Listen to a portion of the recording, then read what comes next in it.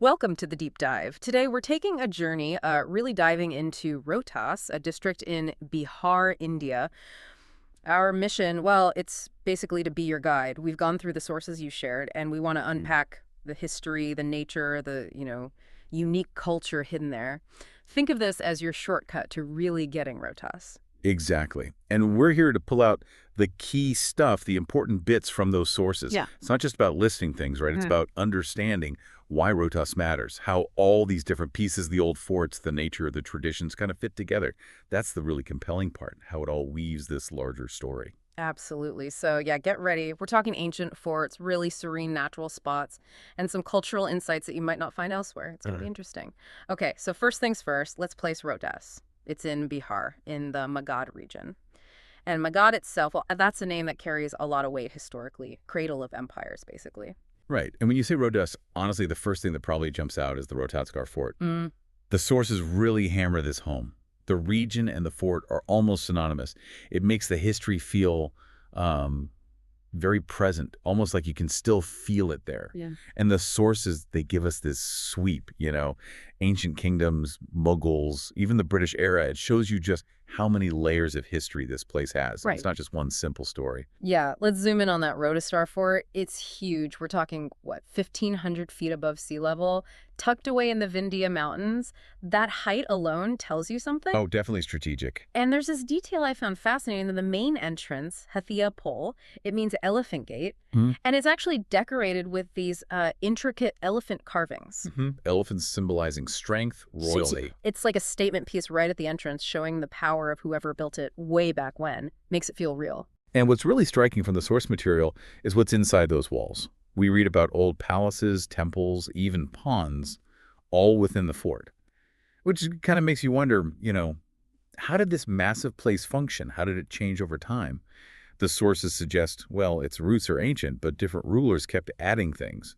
So you see different styles, different influences. It's like a history book written in stone. Okay, so beyond the fort, which is obviously massive, Rohtas has this whole other side, its natural beauty. Let's shift gears a bit. What about Tutti Jharna? Ah, yes, Tutti Jharna. Described as a real visual treat, especially in the monsoon. Apparently, these two thin streams of water come cascading down. Sounds lovely. It does sound idyllic. It's apparently a popular picnic spot, but the sources do give a heads up. Be careful. The stones can get very slippery. Practical advice there. Good to know. Then there's Telhar Kund. The descriptions make it sound like a perfect nature spot. Water falling down, surrounded by hills, greenery. It sounds very peaceful. And here's a weird little thing about Telhar Kund, or near it anyway. The sources mention a hot spring, and the water, apparently, never gets cold. Really? What? That's unexpected. A hot spring right there. Yeah, kind of a cool natural quirk. Yeah. Adds a bit of mystery to the landscape, doesn't it? Yeah. Shows you the Earth's hidden energy. Definitely. And for anyone into wildlife, Rohtas seems to deliver with the Kaimur Hills and Wildlife Sanctuary. Sources say you might see tigers, deer, nilgai. Pretty impressive. Right. And it's framed as basically a paradise for certain people. The sources call it a heavenly place if you're into jungle trekking or photography. So real appeal for adventurers. So we've got the history, the nature, but there's also a deep spiritual and architectural layer here too. Let's talk about the Maa Tara Chandi Mandir. The sources identify it as an ancient Shakti Peeth. Yes, and that's significant. A Shakti Peeth, for those who might not know, is a really sacred site in Hinduism linked to the goddess Sati. Very powerful places. Here, they worship Durga Ma in the form of Tara Chandi, and the devotion it inspires, well, there's a huge fair during Navratri. People come from all over Bihar. It really shows you its cultural importance, its reach. And then there's Sasaram. Its biggest draw seems to be Sher Shah Suri's tomb, his Muqbara. Ah, yes, the Muqbara. Architecturally, it's pretty unique. Described as this grand sandstone monument. But here's the kicker. It's sitting right in the middle of a pond. In a pond, wow. Yeah. And it's considered just a fantastic example of Indo-Afghan architecture. You see that blend, the sturdiness maybe from earlier Indian styles, mixed with the domes and arches you associate more with mobile design. It's like seeing history and cultural fusion right there in the building itself. Okay, so you can't really do a deep dive without touching on, local life. Food, culture. The sources call out litti choka. Ah, classic Bihar dish. Right. And here's a tip from the source material.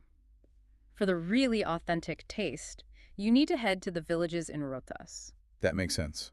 Often the best food is found away from the main tourist trails. And beyond food, the sources mention vibrant folk traditions too. Things like Lookgeet, traditional folk songs, and the Bhojpuri folk dance. F- These are just performances, They're part of the local identity, woven into everyday life. Good to know. And briefly, the climate sounds like it gets pretty hot. Tropical summers. Yep, summers are hot.